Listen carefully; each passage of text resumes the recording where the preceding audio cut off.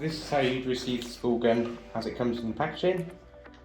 We press this trigger here, releases the top, and then this is counter thread, so this goes the opposite way to where you'd expect it to. Right, the first piece of adjustment is this screw here, and what this does is put tension through the centre of the reel to stop it unreeling itself. So we just put a little bit of tension on there, not too much else you won't get the reel on. And then when we put this in here, see that's a bit too loose, just take it back off again,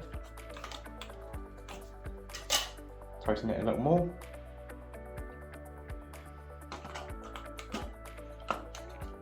Still too loose,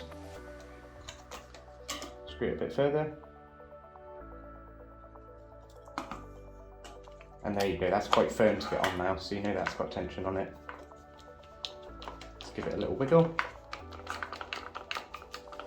It will just find its way on there.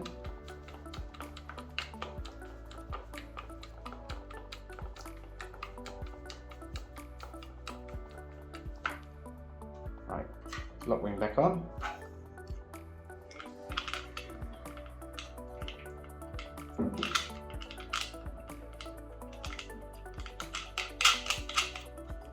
Right, so now that's got a bit of tension on it, so it's not going to unwind by itself. Right, the next thing we need to do is put the wire in. So we're effectively threading the wire through here. We hold this down. That allows it to pass through, go into the end bit. So we just feed this out here. Like so. Right. So through the white receiver, open the drawers there, and you're just trying to feed it into that spring.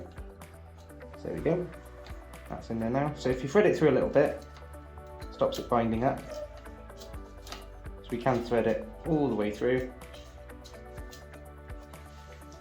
by hand, and it will just poke out the other end.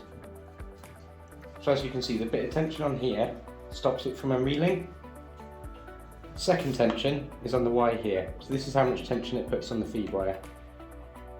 So the more you screw this up, the more tension will be on this section here. That should now be ready to go. We switch the machine on, select spool gun mode, and when we press this, the wire comes out.